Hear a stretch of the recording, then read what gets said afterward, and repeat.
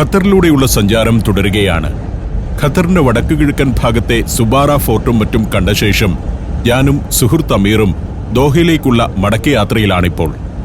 സുബാറ ഫോർട്ടിൽ നിന്നിറങ്ങി ഏതാനും ആടുഫാമുകളും മറ്റും ഞങ്ങൾ സന്ദർശിച്ചു കഴിഞ്ഞു. നേരം 3 മണിയാകാറായിട്ടുണ്ട്. ഈ ഭാഗത്ത് റോഡ് അത്ര നല്ലതൊന്നുമല്ല. ഖത്തറിന്റെ വടക്കു കിഴക്കൻ ഭാഗങ്ങൾ ഇങ്ങനെയൊക്കെയാണ്. ചില ഭാഗത്ത് റോഡിന്റെ പണി നടക്കുന്നുണ്ട്. ഇടയ്ക്ക് ദൂരെ ചില ഫാം ഹൗസുകളൊക്കെ കാണാം. പാതയിൽ ഇടയ്ക്കിടെ ഇത്തരം വിചിത്രമായ കാഴ്ചയുണ്ട്. പല വാഹനങ്ങൾ ഒരുമിച്ച് അപകടത്തിൽപ്പെട്ട റോഡ് പോലെ തോന്നും. ഇതിവിടുത്തെ അറബ് യുവാക്കളുടെ ആഡംബര ഭ്രമത്തിന്റെ അടയാളങ്ങളാണ്. അവർ വൈകുന്നേരങ്ങളിൽ ആഡംബര കാറുകളും SUV-കളുമൊക്കെയായി ഇവിടേക്ക് വരും. അഭ്യാസ പ്രകടനങ്ങൾക്കുള്ള വരവാണ്. കാർ ബേൺഔട്ട്, ടയർ ബേൺഔട്ട് എന്നൊക്കെ പറയുന്ന പരിപാടികൾക്ക് അതിവേഗത്തിൽ കാർ ഓടിച്ച് ബ്രേക്ക് ഇടുക, വട്ടം ചുറ്റിക്കുക, 2 ചക്രത്തിൽ ഓടിക്കുക, ഇരപ്പിച്ചു വന്ന് ബ്രേക്കിട്ട് U-ടേൺ എടുക്കുക തുടങ്ങിയ പരിപാടികൾ. റോഡിലെ അടയാളങ്ങൾ കണ്ടാൽ അറിയാം എന്തുമാത്രം അഭ്യാസമാണ് തലേ ദിവസം ഇവിടെ നടന്നതെന്ന്. ഇപ്പോൾ ഞങ്ങൾ അൽ കുവറിയ എന്നൊരു സ്ഥലത്തേക്കെത്തി. ചെറിയൊരു പട്ടണമാണ് അൽ കുവറിയ. അൽ കുവറിയ പട്ടണം കഴിഞ്ഞ് അധികം താമസിയാതെ തന്നെ 2 വരി പാതയിൽ നിന്നും ഹൈവേയിലേക്ക് കയറും. അവിടേക്ക് പ്രവേശിക്കുന്ന ഭാഗമാണിത്. അൽ ഷമാനിൽ നിന്ന് ദോഹയിലേക്ക് നീണ്ടുകിടക്കുന്ന പാതയാണത്. ഇവിടെ പഴയൊരു കോട്ടയുടെ രൂപത്തിലുള്ള ഒരു കെട്ടിടമുണ്ട്. ഖത്തർ ആഭ്യന്തര മന്ത്രാലയത്തിന്റെ റീജിയണൽ ഓഫീസാണത്. ഹൈവേയിലേക്ക് കയറുമ്പോൾ നിരവധി ട്രക്കുകൾ നിരന്നുകിടക്കുന്നത് കാണാം. നമ്മുടെ നാഷണൽ ഹൈവേയുടെ ഓരങ്ങളിൽ ചരക്ക് കൊണ്ടുപോകാനായി കാത്തുകിടക്കുന്ന ട്രക്കുകളുടെ നിര പോലെ. ദോഹയിലേക്ക് നീണ്ടുകിടക്കുന്ന പ്രധാന ഹൈവേയിലാണ് ഇപ്പോൾ ഞങ്ങൾ. ഒരു എക്സ്പ്രസ് വേ ആണിത്. ഖത്തറിന്റെ തെക്കുവടക്ക് കിടക്കുന്ന ഹൈവേ. ധാരാളം ചരക്കുവാഹനങ്ങൾ പോകുന്നുണ്ട്. ഹൈവേയിലെ ദീർഘയാത്രയുടെ മുഴുവൻ ദൃശ്യങ്ങൾ ഞാൻ കാണിക്കുന്നില്ല. ഇപ്പോൾ ദോഹയോട് അടുത്തു കഴിഞ്ഞു. പട്ടണത്തിലേക്ക് കൂടുതൽ അടുക്കുമ്പോൾ ഫ്ലൈ ഓവറുകളുടെ നിരയാണ് കാഴ്ച. ഏറ്റവും മികച്ച അടിസ്ഥാന സൗകര്യങ്ങൾ. തലങ്ങും വിലങ്ങും ഫ്ലൈ ഓവറുകളാണ്. ഇത്തരം പ്രധാന പാതയിൽ സിഗ്നൽ കാത്തുകിടക്കേണ്ട സ്ഥലങ്ങൾ വളരെ കുറവാണ്. സിറ്റിക്കകത്തു മാത്രം അങ്ങനെ ചില സ്ഥലങ്ങൾ ഉണ്ടെങ്കിലായി. വലതുവശത്ത് ഇക്കാണുന്നത് ഒരു മാളാണ്. Hugh mall. നിരവധി സ്റ്റോറുകളുള്ള ഒരു മാളാണ്. അൽ ഖറാഫ എന്ന സ്ഥലമാണിത്. ദോഹയോട് ചേർന്ന് കിടക്കുന്ന ഒരു റെസിഡൻഷ്യൽ ഏരിയയാണ് അൽ ഖറാഫ. ഞങ്ങൾക്ക് നല്ല വിശപ്പുണ്ട്. ഇവിടെ നാടൻ കേരളീയ ഭക്ഷണം ലഭിക്കുന്ന ഒരു റെസ്റ്റോറന്റ് ഉണ്ടെന്ന് അമീർ പറഞ്ഞു. മലയാളികളുടെ റെസ്റ്റോറന്റാണ്. കാലിക്കറ്റ് നോട്ട്ബുക്ക് എന്നാണ് അതിന്റെ പേര്. മണി 4 ആയിട്ടുണ്ട്. എങ്കിലും അവിടെ ഒന്ന് കയറി നോക്കാം എന്നായി അമീർ. ഭാഗ്യമുണ്ടെങ്കിൽ ഊണ് കിട്ടും. അങ്ങനെയെങ്കിൽ അവിടെ കയറാമെന്ന് ഞാനും പറഞ്ഞു. മുന്നിലെ വിശാലമായ പാർക്കിങ്ങിൽ ഒരിടത്ത് വണ്ടി നിർത്തി അവിടേക്ക് ഇറങ്ങിച്ചെന്നു. നല്ലൊരു സ്ഥലത്താണ് റെസ്റ്റോറന്റ്. പ്രത്യേകമായൊരു ശൈലിയിലാണ് അതിന്റെ നിർമ്മാണം. ഞങ്ങളെ മുകളിലെ നിലയിൽ കൊണ്ടുചെന്നിരുത്തി. 4 മണിയായെങ്കിലും കേരളീയമായ സദ്യ തരാം എന്നാണ് പറഞ്ഞിരിക്കുന്നത്. മേശമേൽ നാക്കിലയിട്ടു. ആചാരപരമായി തന്നെ വിഭവങ്ങൾ ഓരോന്നായി എത്തിത്തുടങ്ങി. നമ്മൾ മറ്റൊരു രാജ്യത്തായിരിക്കുമ്പോൾ നല്ല വിശപ്പുള്ള സമയത്ത് നാക്കിലയിട്ട് നാടൻ കറികൾ വിളമ്പുമ്പോൾ ഉയരുന്ന ഗന്ധമുണ്ടല്ലോ, അതിന്റെ സുഖമൊന്നു വേറെ തന്നെയാണ്. അവിയലും പച്ചടിയും ഓലനും വറുത്തുപേരിയും പപ്പടവുമെല്ലാമുണ്ട്. 12 ഇനം തൊടുകറികൾ. പിന്നെ നല്ല ഒന്നാന്തരം കുത്തിരിച്ചോറും. കണ്ടപ്പോൾ തന്നെ തൃപ്തിയായി. ചോറിന് മുകളിലേക്ക് നല്ല സാമ്പാർ കൂടി വന്നു. ഇതെല്ലാം കൂട്ടിയുള്ള ഒരു പിടുത്തമുണ്ടല്ലോ. മറ്റൊരു രാജ്യത്തിരുന്ന് കഴിക്കുമ്പോഴാണ് അതിന്റെ ഒരു പൂർണ്ണ സുഖം അനുഭവിക്കാനാവുക. ഞങ്ങൾ അവിടെ ഇരുന്ന് ആ സദ്യ ആസ്വദിച്ചുണ്ടു. പിന്നെ അവിടെ നിന്നിറങ്ങി. ഇനി ഖത്തറിന്റെ പോർട്ട് ഏരിയയിലേക്കും മറ്റു ചില കാഴ്ചകളിലൂടെയും ഒക്കെ പോകണം. ഇപ്പോൾ കടന്നു പോകുന്നത് സാൽവ റോഡിലൂടെയാണ്. ഖത്തറിന്റെ പഴയ ഭാഗങ്ങൾ, അതായത് ദോഹയിൽ ആധുനികമായ വലിയ കെട്ടിടങ്ങളൊക്കെ വരുന്നതിന് മുൻപുണ്ടായിരുന്ന ഭാഗം. 20-30 വർഷം മുൻപ് ഇവിടെ വന്ന് ജോലി ചെയ്തിട്ടുള്ള മലയാളികൾക്കൊക്കെ ഈ കാഴ്ചകൾ പരിചിതമായിരിക്കും. അവരുടെയൊക്കെ വിഹാരകേന്ദ്രങ്ങളായിരുന്നിരിക്കുമല്ലോ ഈ ഭാഗങ്ങൾ. അന്നത്തെ പ്രധാന കെട്ടിടങ്ങൾ പലതും ഇപ്പോഴും ഇവിടെയുണ്ട്. ഇപ്പോൾ മുന്നിൽ പ്രത്യേക ആകൃതിയിലുള്ള ഒരു കെട്ടിടം കാണാം. കൂറ്റൻ ഒരു ബർഗർ വെച്ചിരിക്കുന്നത് പോലെ. ഇവിടുത്തെ എക്സോട്ടിക് കാർസ് എന്നറിയപ്പെടുന്ന ഷോറൂമാണത്. വലതുവശത്തെ സ്വർണ്ണ നിറമുള്ള കെട്ടിടം റാഡിസൺ ബ്ലൂ ഹോട്ടലാണ്. അവിടെ പിന്നിട്ട് ഞങ്ങളിപ്പോൾ എത്തിയിരിക്കുന്നത് മെഷൈറബ് എന്ന പ്രദേശത്തേക്കാണ്. ഇവിടുത്തെ ഡൗൺ ടൗൺ ഏരിയയാണ് മെഷൈറബ്. പണ്ട് അന്യദേശങ്ങളിൽ നിന്ന് ദോഹയിൽ ജോലിക്കെത്തിയിരുന്നവർ തിങ്ങിപ്പാർത്തിരുന്ന സ്ഥലം. ഉത്തരേന്ത്യക്കാരും മലയാളികളും തമിഴരും ബംഗ്ലാദേശികളും പാകിസ്ഥാൻകാരുമായ ജോലിക്കാരിൽ നല്ലൊരു ശതമാനവും മെഷൈറബിലാണ് താമസിച്ചിരുന്നത്. ചെറുകെട്ടിടങ്ങൾ തിങ്ങി നിറഞ്ഞു നിന്ന പ്രദേശമാണ് മെഷൈറബ്. എന്നാൽ ഏതാനും വർഷം മുൻപ് ആ പഴയ കെട്ടിടങ്ങളെല്ലാം ഇടിച്ചു പൊളിച്ചു കളഞ്ഞു. ഇപ്പോൾ ഇടതുവശത്ത് കാണുന്ന തരത്തിൽ ഏതാണ്ട് ഒരേ ആകൃതിയിലുള്ള കെട്ടിടങ്ങൾ അടുത്തടുത്ത് പണിത് ഇവിടം ആകെ ഒന്ന് നവീകരിച്ചു. ആസൂത്രിതമായ ഒരു മോഡേൺ സിറ്റിയാക്കി ഇവിടം മാറ്റുകയാണുണ്ടായത്. മെഷൈറബിലൂടെ ട്രാം സർവീസ് വരെയുണ്ട്. ഒരു പ്രത്യേക ടൗൺഷിപ്പായി ഈ ഏരിയ മാറിക്കഴിഞ്ഞു. മെഷൈറബിന്റെ പ്രധാന ഭാഗങ്ങളുടെ കാഴ്ച രസകരമാണ്. അവിടേക്ക് പിന്നീട് എനിക്കൊന്ന് പോകണം. വലതുവശത്ത് കാണുന്നത് ഇവിടുത്തെ മെട്രോ സ്റ്റേഷനാണ്. ഒരു മെട്രോ ഹബ്ബാണത്. ദോഹ മെട്രോയുടെ 3 ലൈനുകൾ സംഗമിക്കുന്ന ഇടം. 2010 മെഷൈറബിലെ പഴയ കെട്ടിടങ്ങൾ പൊളിച്ചുകളഞ്ഞ് പുതിയ ഒരു പ്ലാൻഡ് സിറ്റി രൂപീകരിക്കുന്നതിനുള്ള ഒരുക്കങ്ങൾ തുടങ്ങിയത്. $550 കോടി ചെലവഴിച്ചുള്ള ഒരു പ്രോജക്റ്റാണിത്. കൃത്യമായ മാസ്റ്റർ പ്ലാനോടെയാണ് മെഷൈറബ് ഡൗൺ ടൗണിന്റെ നിർമ്മാണം. ഇതിനിവിടെ പല ക്വാർട്ടറുകളുണ്ട്. Diwan Amiri quarter, heritage quarter, retail quarter, mixed use and residential quarter, business gateway എന്നിങ്ങനെ പോകുന്നു ഈ ഡൗൺ ടൗണിലെ ക്വാർട്ടറുകൾ. മെഷൈറബ് കഴിയുന്നതോടെ എത്തുന്നത് സൂഖ് വഖിഫ് എന്ന പുരാതനമായ സൂക്കിന്റെ കാഴ്ചയിലേക്കാണ്. ദോഹയിലെ പഴയകാല മാർക്കറ്റാണിത്. സൂക്കിനു മുന്നിലെ സ്ക്വയറും മറ്റും പാതയോട് ചേർന്ന് കാണാം. സൂഖ് വഖിഫ് വിശാലമായ ഒരു കെട്ടിട സമുച്ചയമാണ്. അതിന്റെ ഭാഗങ്ങളാണ് ഈ വലതുവശത്ത് കാണുന്നതും. സൂഖ് വഖിഫിലും പിന്നീട് പോകാൻ ഞാൻ തീരുമാനിച്ചിട്ടുണ്ട്. ആ ഭാഗങ്ങൾ പിന്നിട്ട് അമീറി ദിവാന്റെ മുന്നിലൂടെ പോകുമ്പോൾ അങ്ങകലെ ദോഹ ബിസിനസ് ഡിസ്ട്രിക്റ്റ് കാണാം. ഉൾക്കടലിനപ്പുറമാണത്. ഇവിടെ നിന്ന് കാണുമ്പോൾ ഒരു ദ്വീപാണതെന്നേ തോന്നൂ. പക്ഷേ യഥാർത്ഥത്തിൽ അത് ദ്വീപല്ല. കര വളഞ്ഞു ചുറ്റി ഒരു ചന്ദ്രക്കലയുടെ ആകൃതിയിൽ കിടക്കുകയാണ്. കടലിലൂടെ സഞ്ചരിക്കാതെ റോഡിലൂടെ തന്നെ ആ ബിസിനസ് ഡിസ്ട്രിക്റ്റ് വരെ പോകാനാകും. ആ ബിസിനസ് ഡിസ്ട്രിക്റ്റാണ് ഇപ്പോൾ ശരിക്കും ദോഹയുടെ ചിഹ്നം. കോർണിഷ് ഏരിയ അതിമനോഹരമായി തന്നെ ഒരുക്കി വെച്ചിട്ടുണ്ട്. പുൽത്തകിടികളും നടപ്പാതകളും വിളക്കുകാലുകളുമെല്ലാം മനോഹരം തന്നെ. നമുക്കും ഇത്തരം പ്രദേശങ്ങൾ കേരളത്തിലുണ്ട്. പക്ഷേ അതിനെ ഈ വിധത്തിൽ വൃത്തിയിലും ഭംഗിയിലും ഒരുക്കി വെക്കാൻ കഴിയുന്നില്ല എന്നു മാത്രം. അവിടങ്ങൾ പൊതുസമ്മേളനത്തിനു വേണ്ടി മാറ്റിവെക്കാതെ സായന്തനങ്ങളിൽ ആളുകൾക്ക് വന്ന് വിശ്രമിക്കാനും സംസാരിച്ചിരിക്കാനുമുള്ള ഇടങ്ങളാക്കി മാറ്റേണ്ടതുണ്ട്. ഞങ്ങളിപ്പോൾ സെൻട്രൽ ബിസിനസ് ഡിസ്ട്രിക്റ്റിനോട് അടുക്കുകയാണ്. അവിടെ സ്മാരകം പോലെ ഉയർന്നു നിൽക്കുന്ന ഒരു വലിയ കെട്ടിടം കാണാം. അത് ബുർജ് അൽമാന എന്ന കെട്ടിടമാണ്. പുതിയ കാലത്തുണ്ടായ കെട്ടിടങ്ങളാണ് ഇതൊക്കെ. വീണ്ടും മുന്നോട്ട് പോകുമ്പോൾ QIMC എന്ന ടവറാണ് മുന്നിൽ. അതിനോട് ചേർന്ന് തന്നെ അൽബിദ ടവർ. പിന്നെ കാണുന്നത് ദോഹ വേൾഡ് ട്രേഡ് സെന്ററാണ്. അതിനപ്പുറം ഉരുളൻ ആകൃതിയിൽ ദോഹ ടവർ. അങ്ങനെ മോഡേൺ ദോഹയുടെ ചിഹ്നങ്ങളായ കെട്ടിടങ്ങളാണ് ഇവിടെ കാണുന്നതെല്ലാം. വലിയ തിരക്കില്ലാത്ത പാത. അതിലൂടെ ടൂറിസ്റ്റുകൾക്കുള്ള ബസ്സുകളും നീങ്ങുന്നുണ്ട്. അങ്ങകലെ കാണുന്നത് ഇവിടുത്തെ ഷെറാട്ടൺ ഹോട്ടലാണ്. അരനൂറ്റാണ്ട് മുൻപ് ദോഹയുടെ തന്നെ ലാൻഡ്മാർക്കായ കെട്ടിടം അതായിരുന്നു. ഒരു 5 സ്റ്റാർ ഹോട്ടലാണത്. പ്രത്യേകമായ ആകൃതിയും ബഹുനിലകളുമുള്ള ഒരു കെട്ടിടം. അത് നിർമ്മിതമായ കാലത്ത് അത്തരത്തിലുള്ള മറ്റു വലിയ ബിൽഡിങ്ങുകളൊന്നും ദോഹയിൽ ഉണ്ടായിരുന്നില്ല. 1971 ഷെറാട്ടൺ തുറന്നത്. 371 മുറികളും 9 റെസ്റ്റോറന്റുകളുമൊക്കെയുള്ള ഷെറാട്ടൺ ഹോട്ടൽ ഇപ്പോഴും ദോഹയിലെ പ്രധാന ഹോട്ടൽ തന്നെയാണ്. ഇവിടെ പല നിറങ്ങളിലുള്ള ചായം പൂശിയ ഒരു മതിലിനപ്പുറം ഓലമേഞ്ഞ കുറെ ഷെഡുകൾ കാണാം. അത് ഫുട്ബോൾ ഫാനുകൾക്കുള്ള ആഘോഷ കേന്ദ്രങ്ങളാണ്. ഖത്തർ വേൾഡ് കപ്പിന്റെ സമയത്തും ഇപ്പോൾ ഏഷ്യൻ കപ്പ് നടക്കുന്ന വേളയിലും ഫുട്ബോൾ ടീമുകളുടെ ഫാനുകൾക്ക് അവിടെ ആഘോഷത്തിൽ ഏർപ്പെടാം. വലിയ സ്ക്രീനിൽ ഫുട്ബോൾ കളി കാണാം. ബിയറും മറ്റും കഴിക്കുകയും ചെയ്യാം. അവിടെ മാത്രമാണ് ബിയർ ലഭിക്കുക. ഇവിടം ഖത്ര കൾച്ചറൽ വില്ലേജ് എന്നാണ് അറിയപ്പെടുന്നത്. വലിയൊരു പ്രദേശം മുഴുവൻ വ്യാപിച്ചു കിടക്കുകയാണ് Katara cultural village. Cultural and commercial complex ആണ് ഇത്.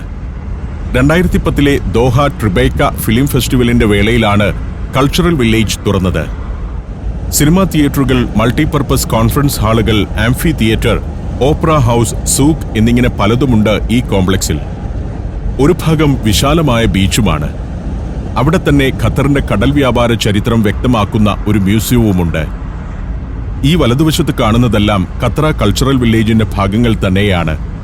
അതിന്റെയും വിശദമായ കാഴ്ചകളിലേക്ക് പിന്നീട് ഞാൻ പോകുന്നുണ്ട്. ഇപ്പോൾ ഇവിടമെല്ലാം ഒന്ന് കറങ്ങിക്കാണുക മാത്രമാണ്. വലിയ ഇവന്റുകളുടെ വേദി കൂടിയാണ് ഇവിടം. ഫാൽക്കൺ എക്സിബിഷൻ മുതൽ ഫിലിം ഫെസ്റ്റിവലുകൾ വരെ അതിൽ ഉൾപ്പെടുന്നു. കുതിരയോട്ടവുമായി ബന്ധപ്പെട്ട വലിയൊരു പ്രദർശനവും വിപണനവും ഇപ്പോൾ ഖത്തറ കൾച്ചറൽ വില്ലേജിൽ നടക്കുന്നുണ്ട്. ഹോഴ്സ് റേസുമുണ്ട്. Malaysia, Thailand, Tanzania, China. Sancharam volume number 12 full HD-യിലുള്ള ഈ അപൂർവ ദൃശ്യയാത്രാ വിവരണ ശേഖരം സ്വന്തമാക്കാൻ 99544422 എന്ന നമ്പറിലേക്ക് സഞ്ചാരം എന്ന് SMS ചെയ്യൂ. ഒരു ഭാഗത്തെത്തുമ്പോൾ കല്ല് വിരിച്ച വഴിയാണ്. അതിനപ്പുറം അതിവിശാലമായ പുൽമൈതാനം. ഈ ഭാഗം ഖത്തറ പാർക്ക് എന്നാണ് അറിയപ്പെടുന്നത്. അതിമനോഹരമായ പുൽമേട്. പോക്കുവെയിലിൽ അതങ്ങനെ തിളങ്ങി നിൽക്കുകയാണ്. ഇതിന്റെ കുറേ ഭാഗം ഖത്തറ ഹിൽസ് എന്നും അറിയപ്പെടുന്നുണ്ട്. ശരിക്കും ഖത്തർ ഒരു സമതല പ്രദേശമാണ്. എന്നാൽ ഇവിടെ ഒരു കുന്ന് കാണാം. കൃത്രിമമായി നിർമ്മിച്ചെടുത്ത കുന്നാണത്. ദോഹയിലെ ഏറ്റവും വലിയ നാഷണൽ പാർക്കാണ് ഖത്തറ പാർക്ക്. കുന്നുകളും താഴ്വരകളും എന്ന തീമിലാണ് പാർക്ക് ഒരുക്കിയിരിക്കുന്നത്. നേരെ മുന്നിൽ കാണുന്നത് ഖത്തറ ഹിൽസ് ദോഹ എന്ന റിസോർട്ടാണ്. ഒരു 5 സ്റ്റാർ റിസോർട്ടാണ് ഈ കുന്നിന് മുകളിൽ. LXR ഹോട്ടൽസ് ആൻഡ് റിസോർട്ട്സിന്റെ ഉടമസ്ഥതയിലുള്ള സ്ഥാപനം. ഇക്കാണുന്നതൊക്കെ അതിന്റെ ഭാഗങ്ങളാണ്. ഇത്തരത്തിലുള്ള 15 വില്ലകളാണ് റിസോർട്ടിലുള്ളത്. അവിടെ നിന്നും തിരിച്ച് വന്ന വഴിയിലൂടെ ഞങ്ങൾ ഓൾഡ് പോർട്ട് ഏരിയയിലേക്ക് പോവുകയാണ്. ഖത്തറിന്റെ ഓൾഡ് പോർട്ട് ഇപ്പോൾ ഒരു ടൂറിസം കേന്ദ്രം കൂടിയാണ്. സിറ്റി സെന്റർ, ദോഹ മാളും മറ്റുമുണ്ട് അവിടെ. കോൺഫറൻസ് സെന്റർ റോഡ് എന്നാണ് ഈ ഭാഗം അറിയപ്പെടുന്നത്. ന്യൂയോർക്കിലെ ടൈം സ്ക്വയർ പോലുള്ള ഒരു ഭാഗമാണിത്. എങ്കിലും ടൈം സ്ക്വയറിലേതുപോലുള്ള തിരക്കോ ബഹളങ്ങളോ ഷോപ്പിംഗോ ഒന്നും ഇവിടെയില്ല. കെട്ടിടങ്ങൾ ധാരാളമായി പണിതിട്ടിട്ടുണ്ട് എന്ന് മാത്രം. എന്നാൽ ഇവയിൽ പകുതിയിൽ പോലും കാര്യമായ പ്രവർത്തനങ്ങൾ നടക്കുന്നില്ല എന്നതാണ് യാഥാർത്ഥ്യം. അത്രയൊന്നും ബിസിനസ് സാധ്യത ദോഹയിൽ ഇല്ല താനും. കുമിഞ്ഞുകൂടുന്ന കാശുകൊണ്ട് ഖത്തർ ധാരാളം കെട്ടിടങ്ങൾ പണിതിട്ടിട്ടുണ്ട്. പക്ഷെ അതിലൊന്നും കാര്യമായ ബിസിനസ് നടക്കുന്നില്ല. ഇപ്പോൾ വലതുവശത്ത് അകലെയായി ഒരു പിരിയൻ കെട്ടിടം കാണാം. അത് ദോഹയിലെ ഇസ്ലാമിക് കൾച്ചറൽ സെന്ററാണ്. ഫനാർ മസ്ജിദ് എന്നാണ് പൊതുവെ അതറിയപ്പെടുന്നത്. ഷെയ്ഖ് അബ്ദുള്ള ബിൻ സയ്യിദ് അൽ മുഹമ്മൂദ് ഇസ്ലാമിക് കൾച്ചറൽ സെന്റർ എന്നാണ് ശരിയായ പേര്. അടുത്തതായി കാണുന്നത് ഇവിടുത്തെ ഫിനാൻസ് മിനിസ്ട്രിയുടെ ഓഫീസാണ്. ഫിനാൻസ് മിനിസ്ട്രിയും ഖത്തറി ബാങ്കിന്റെ ആസ്ഥാനവുമൊക്കെയുള്ള പ്രദേശങ്ങൾ. വളരെ പ്രാധാന്യമാർന്ന ഓഫീസുകൾ പ്രവർത്തിക്കുന്ന ഒരു പ്രദേശമാണിവിടം. ഭരണപരമായും ധനപരമായും പ്രാധാന്യമുള്ള ഓഫീസുകളാണ് കൂടുതലും. അക്കാണുന്ന കറുത്ത കെട്ടിടം ഇവിടുത്തെ കൗൺസിൽ ഓഫ് മിനിസ്റ്റേഴ്സിന്റെ ആസ്ഥാനമാണ്. അത് കഴിയുമ്പോൾ ഫ്ലാഗ് പ്ലാസയുടെ കാഴ്ചയിലേക്കെത്തുന്നു. വിവിധ രാജ്യങ്ങളുടെ പതാകകൾ ഉയർത്തി കുത്തിവെച്ച വലിയൊരു സ്ക്വയർ. പിന്നെ മിന പാർക്ക് എന്ന ഭാഗത്തേക്ക് എത്തുകയായി. ഞങ്ങൾ ഈ പോകുന്ന പാതയുടെ അടിയിലൂടെ ദോഹ മെട്രോ കടന്നു പോകുന്നുണ്ട്. എല്ലായിടവും വളരെ തീമാറ്റിക്കായി ഒരുക്കി വച്ചിരിക്കുന്നു. ഈ ഭാഗം കണ്ടെയ്നേഴ്സ് യാർഡ് എന്നാണ് അറിയപ്പെടുന്നത്. പണ്ട് ഇവിടം പോർട്ടിന്റെ ഭാഗമായിരുന്നു. അന്ന് കണ്ടെയ്നറുകൾ ഇറക്കി വച്ചിരുന്ന ഭാഗവും ഇതാണ്. ഇന്നാകട്ടെ ആ കണ്ടെയ്നറുകളുടെ ആകൃതിയിലുള്ള നിരവധി കെട്ടിടങ്ങളാണ് ഇവിടെയുള്ളത്. റെസ്റ്റോറന്റുകളും ഷോപ്പിംഗ് സെന്ററുകളും എല്ലാമുണ്ട് അതിൽ. ഇതെല്ലാം ഇന്ന് ടൂറിസ്റ്റുകൾക്ക് വേണ്ടിയുള്ള സ്ഥലമാണ്. കണ്ടെയ്നർ ഏരിയ കഴിഞ്ഞ് നേരെ ചെല്ലുമ്പോഴാണ് ദോഹ ഓൾഡ് പോർട്ട് പ്രദേശത്തേക്കെത്തുന്നത്. ഇവിടെയായിരുന്നു പണ്ട് ദോഹയിലെ പ്രധാന തുറമുഖം. ഇന്നു പക്ഷേ പോർട്ട് മറ്റൊരു ഭാഗത്തേക്ക് മാറ്റിയിരിക്കുന്നു. ഇവിടം എന്റർടൈൻമെന്റ് ഏരിയയാക്കി മാറ്റുകയും ചെയ്തു. ഷോപ്പിംഗ് കേന്ദ്രങ്ങൾ, വൈവിധ്യമാർന്ന ഭക്ഷണം ലഭിക്കുന്ന റെസ്റ്റോറന്റുകൾ എന്നിങ്ങനെ എല്ലാം ഉണ്ടിവിടെ. അവിടെ ഒരിടത്ത് വണ്ടി ഒതുക്കി നിർത്തി. ഇവിടെ ഇങ്ങനെ ഒരു കെട്ടിടമുണ്ട്. ഛബ്രാത്ത് അൽമിന എന്ന് അതിനു മുകളിൽ ബോർഡ്. ഒരു ഫിഷ് മാർക്കറ്റ് കം റെസ്റ്റോറന്റ് ആണത്. ഞാൻ അതിനകത്തേക്ക് കയറാൻ തീരുമാനിച്ചു. ഫിഷ് മാർക്കറ്റും റെസ്റ്റോറന്റും കൂടി ചേർന്നാൽ എങ്ങനെയിരിക്കുമെന്ന് കാണാമല്ലോ. കയറി ചെല്ലുമ്പോഴാണ് കാര്യം മനസ്സിലാകുന്നത്. ഒരു 5 സ്റ്റാർ റിസോർട്ടിനകത്തേക്ക് കയറുന്നത് പോലെയുണ്ട്. അതിഗംഭീരമായ ഒരു ഫിഷ് മാർക്കറ്റ്.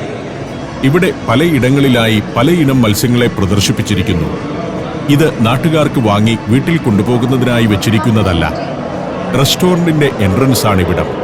ഫിഷ് റെസ്റ്റോറന്റ് ആണല്ലോ. അവിടെ പാകം ചെയ്യാനുള്ള മത്സ്യങ്ങളുടെ ഡിസ്പ്ലേ ആണിത്. ചൂണ്ടിക്കാണിച്ചു കൊടുത്താൽ ആവശ്യമുള്ളത്ര തൂക്കിയെടുത്ത് വേണ്ട രീതിയിൽ പാകം ചെയ്തു തരും. നമ്മൾ തൊട്ടപ്പുറത്തെ റെസ്റ്റോറന്റിൽ കാത്തിരിക്കുകയേ വേണ്ടൂ. ചെമ്മീൻ, വിവിധ കടൽ ജീവികൾ എന്നിവയെല്ലാമുണ്ട്. ഓരോന്നിന്റെയും വിലയും പ്രദർശിപ്പിച്ചിട്ടുണ്ട്. ക്രാബും ലോബ്സ്റ്ററും ഉൾപ്പെടെയുള്ള ജലജീവികൾ, കരിമീൻ പോലുള്ള മീനുകൾ എല്ലാം ഐസിലിട്ട് വൃത്തിയായി അടുക്കി വെച്ചിട്ടുണ്ട്. സഞ്ചാരത്തിനിടയിൽ ഇങ്ങനെയൊരു മീൻ ചന്ത ഞാൻ ആദ്യമായാണ് കാണുന്നത്. വളരെ ഫാഷനബിളായ സ്ത്രീകളും പെൺകുട്ടികളുമൊക്കെയാണ് മാർക്കറ്റിലെ സന്ദർശകർ. ഫിഷ് മാർക്കറ്റിന്റെ പിൻഭാഗം പഴയ പോർട്ട് ഏരിയയാണ്. ഇപ്പോൾ അത് ക്രൂസ് പോർട്ടായിട്ടാണ് പ്രവർത്തിക്കുന്നത്. ഈ മീൻ മാർക്കറ്റിൽ വരുന്നവരുടെ നിലവാരം വ്യത്യസ്തമാണ്. ഏറ്റവും സമ്പന്നരായ ആളുകൾ. അവർ വലിയ വില കൊടുത്ത് മീൻ വാങ്ങി വലിയ തുക കൊടുത്താൽ പാകം ചെയ്ത് കിട്ടുന്ന റെസ്റ്റോറന്റിൽ കയറുന്നു. നിലവും ചുമരും മീൻ വെച്ചിരിക്കുന്ന റൗണ്ട് ടേബിളുമെല്ലാം വളരെ ഭംഗിയോടെയാണ് ഒരുക്കിയിരിക്കുന്നത്. ഖത്തറിലെ ഏറ്റവും വിശേഷപ്പെട്ട റെസ്റ്റോറന്റുകളിൽ ഒന്ന് എന്നാണ് ഛബ്രാത്ത് അൽമിനയുടെ വിശേഷണം. അവിടെ നിന്നും റെസ്റ്റോറന്റ് കെട്ടിടത്തിന്റെ മറുവശത്തേക്ക് ഇറങ്ങുമ്പോൾ കടലാണ് കാഴ്ച.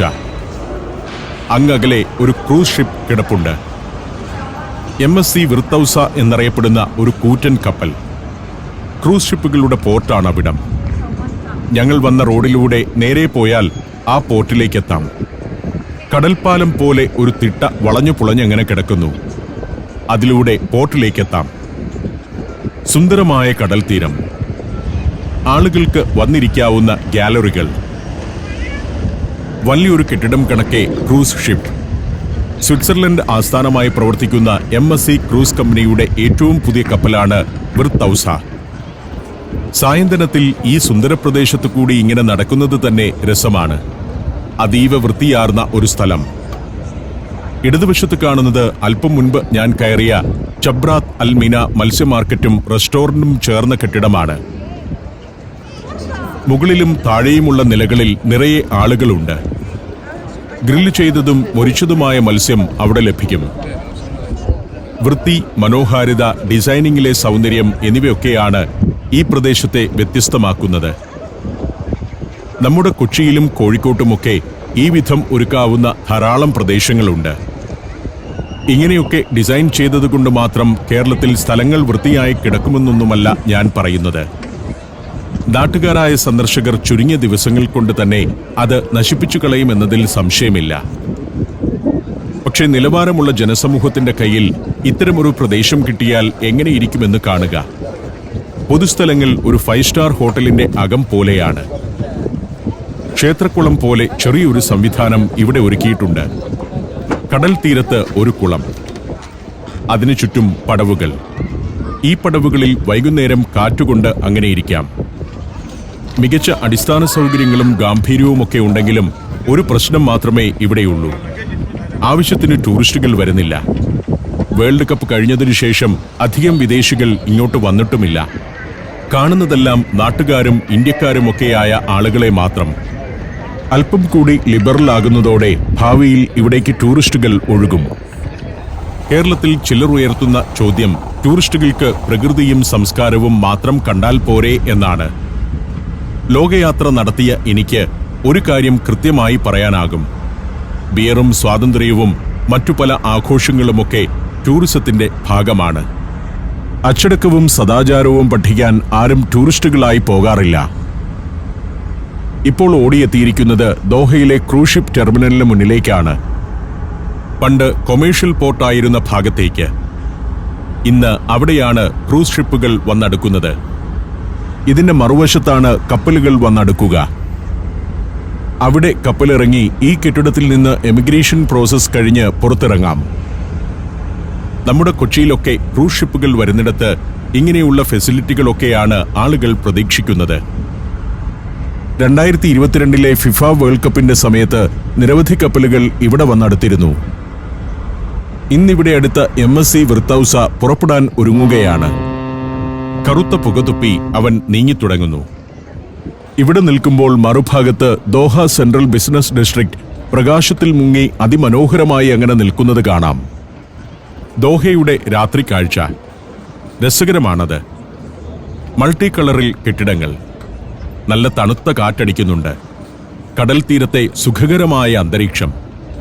ഇതെല്ലാം ആസ്വദിച്ചുകൊണ്ട് ആ തീരത്ത് ഞാൻ അങ്ങനെ കുറേ നേരം നിന്നു. ഏറ്റവും രസകരമായി വൈകുന്നേരത്തെ ആ നിൽപ്പ്.